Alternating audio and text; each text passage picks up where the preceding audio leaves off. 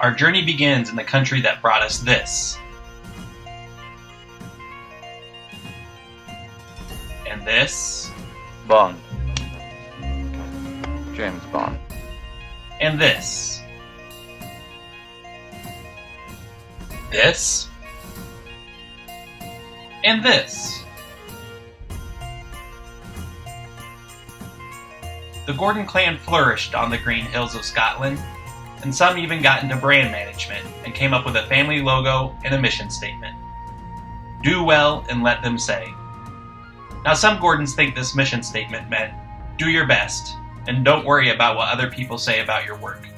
But other Gordons thought it meant that you should do your best and let other people say how awesome you did, and don't toot your own horn. Either way, the point was to do your best, because people are always judging you. Over time, some of the Gordons jumped across the pond to the United States. One of those families eventually had a son named Samuel Matthew Gordon, who grew up to be a father, husband, and all-around living legend, and the focus of our story. Sam was born in the cold shadows of the tall smokestacks of Pittsburgh's steel factories. The third-born son of Reverend Bruce and Reverend Linda Gordon, Sam spent most of his youth in a church. His family moved often, giving Sam the opportunity to live in Pensacola, Florida, Washington, Pennsylvania, Hartford, Connecticut, Brooklyn, New York, and several rural farm towns in southern Illinois, all before graduating high school. Because of Sam's nomadic upbringing, he originally found it a bit difficult to make new friends. Then he discovered that participating in sports helped him make new connections when he would move to a new community. Sam competed in tricycling, basketball, surfing, cross country, and soccer. In college, Sam discovered that he really enjoyed the art community. He enjoyed working with non-traditional materials and creating works that encouraged the viewers to engage their own imaginations. Sam continues to enjoy creating silly works of art whenever possible.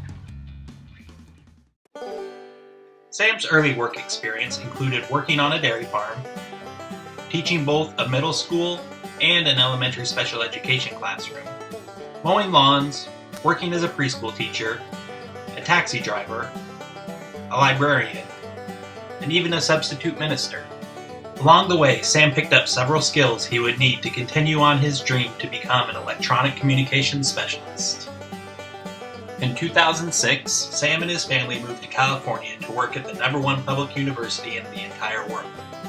Sam's primary responsibilities with his work at UC Berkeley is to support the communication needs of the offices of the Dean of Students, which means the ASUC Auxiliary, the Bears That Care Violence Prevention Initiative, the Career Center, New Student Services, UC Berkeley Public Service Center, the Center for Student Conduct, and Student Legal Services.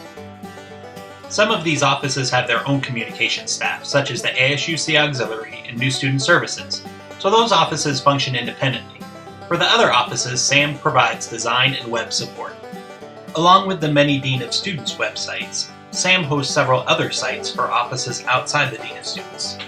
This is one, and this one, and this one, and this one, and this one, and this one, and this one, and this one, and this one, and this one, and this one, and this one, and this one, and this one. And then there are several sites that Sam serves as a consultant or assists part-time on, like this one, and this one, and this one, and this one, and this one, and this one, and this one. But Sam knows there is much more to life than being an electronic communications specialist. That is just one of his job titles. At home, Sam is commonly referred to as Daddy. His most proud work is his 4 beautiful daughters. Sam dedicates his time with his children to teaching them the importance of kitchen safety, the positive and negative aspects of public artworks, and how to shop healthy. His oldest daughter, Quincy, is destined to become an electronic communications specialist. His second daughter, Penny, is likely to end up being a writer-performer for Saturday Night Live. Elle is well on her way to becoming an Associate Vice Chancellor for Admissions and Enrollment. And the baby Amelie appears to be heading towards the life of a mob boss or a dictator of a small country. Sam Gordon is also a proud husband who knows how lucky he is to have found such a smart, beautiful, and inspiring wife. Sam Gordon lives by a fairly simple philosophy: fast, fun, and free. Sam believes whatever you're doing, you should do it fast. Drive fast, play fast, work fast, succeed fast, and even fail fast. But he doesn't see failing as failure. Failing is only a failure if that's where you stop. If you get up and try again, then you're still making progress toward success. Failing fast is a great way to rule out the wrong paths and help you find the correct route to success. Sam is also a strong believer in doing things the fun way. There is always more than one way to do it, so why not do it the fun way? Most people say it isn't worth the extra effort to do things the fun way. But Sam's approach has always been, why put the effort into finding a reason not to do it the fun way? The fun way has consistently produced well-received results and happiness all around. Lastly, Sam Gordon believes in giving of his time, skills, and knowledge freely. He has discovered that life is much more satisfying when you don't expect anything in return. The assurance of knowing that you are useful to others is its own reward.